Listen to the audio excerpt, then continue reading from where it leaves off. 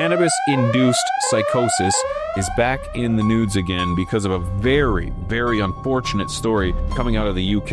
A schoolboy slain in unprovoked attack by swordsmen during murderous 20-minute rampage, court told. This young man was stabbed a number of times during the unprovoked attack that also saw 5 other people injured. So a man carried out a brutal string of attacks with murderous intent, which left a 14-year-old schoolboy dead and 5 others injured during a series of unprovoked attacks. This piece of garbage embarked on a 20-minute rampage with a 60-centimeter Japanese sword in Hainault, northeast London on the 30th of April last year, while under the influence of drugs. The drug, just to spill the beans here, is cannabis, and it's suggested that he suffered from a cannabis-induced psychosis. The bearded defendant is accused of ambushing teenager Daniel Adjornan as he walked to school and slashed him repeatedly in the chest and neck. This animal has denied the teen's murder, as well as 4 counts of attempted murder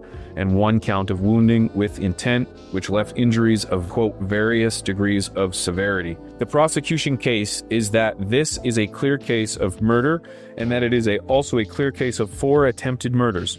We say that the defendant's conduct was brought about by a self-induced intoxication in the form of drugs. End quote. That is what the lawyers said.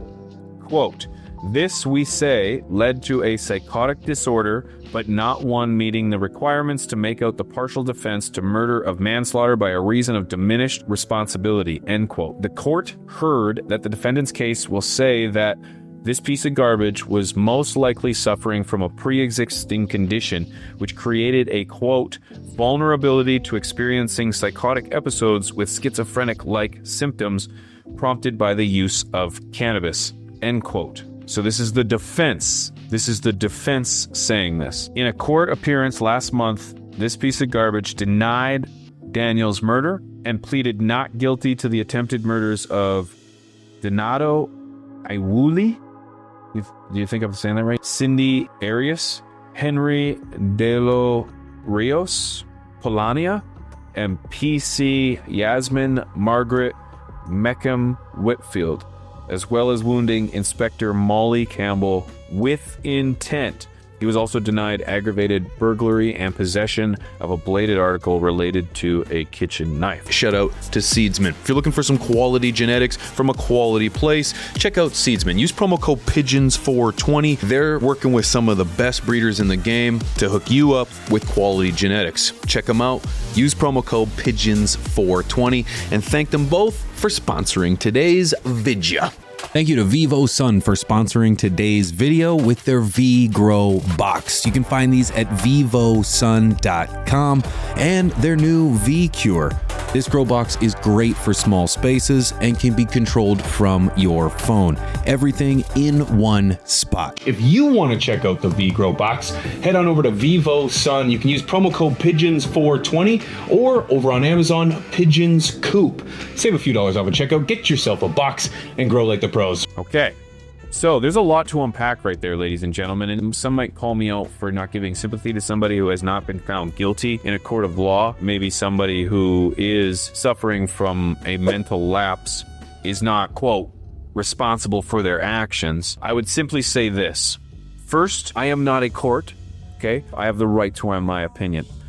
Until a court makes a verdict or evidence is put in front of a judge and jury for me to make a well-calculated decision, I will go on what the evidence that is here and what I see and what I've seen, and I can hold an opinion. Can I change that opinion in the future? Yeah, certainly can. Would I apologize if so? Yeah, perhaps I would. But as of right now, evidence in its totality, I have an opinion, and I'm going to stand with it. Now, of course, you're going to see cannabis psychosis, cannabis-induced psychosis become more prevalent in the news over the course of the last few weeks and then upcoming weeks because of this story. But let it be very clear that people who are in favor of cannabis, such as myself, have no problem in admitting that there are a lot of people that should not be using cannabis. Children, particularly pregnant women. Now, I'm talking smoking cannabis too, to be very clear too, because it seems like that is the most prevalent method of consumption amongst people who are suffering cannabis-induced psychosis. So there are people that shouldn't consume, maybe pregnant women as well, shouldn't smoke. And even myself will tell you that this is a horrible situation, but is weed to blame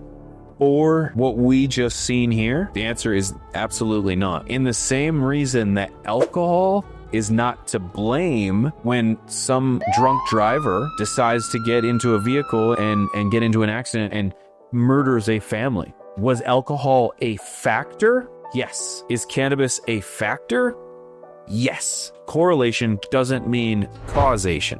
It just means we need more education, we need more awareness, we need more conversation, we need to be teaching people about the realities of using cannabis and what could happen if you have pre-existing conditions and ways to avoid it. That's why we need to be having more conversation and less censorship around this plant, is because people should be equipped with this information so that they can go into life accordingly to make a decision that's reasonable and educated. So it's unfortunate that weed's going to take the rap for this one. It is. And you're going to see it. You're going to see it amongst people that are going to be advocating against our plant. It's a tough one to argue against because at the end of the day, a 14-year-old boy paid with his life. And as a father, putting everything aside, it's hard to see past that. Would it be easy for me to say that it's because of weed, dude? This guy was high and killed somebody. I suppose that's the easy way to go about it. It's the uneducated, it's the ignorant approach. It's an easy approach. But the reality is that the answer is far deeper than that. It's more than that. It's a systemic issue that our culture suffers from. My heart goes out to this family and all the people involved because I too have a 14-year-old son and this hurts. So many blessings to that family, and I don't know what to say because I don't know what that would feel like for a family, and they have every right to be upset. And anything that family says right now, in my opinion, it shouldn't be exploited because I would be upset too. So, anyways, that's my opinion, ladies and gentlemen, and that's the nudes. Did you enjoy this clip? Well, if so, I got a brand new channel with all the highlights, all the talking points, and interviews. Plus, I talk a bunch of shit and so much more. Link down below. Check it out. Are you looking for a new way to control your G Series, SE, and SF Series grow lights from Spider Farmer? Well, now you can with the AC5 Power Strip Kit.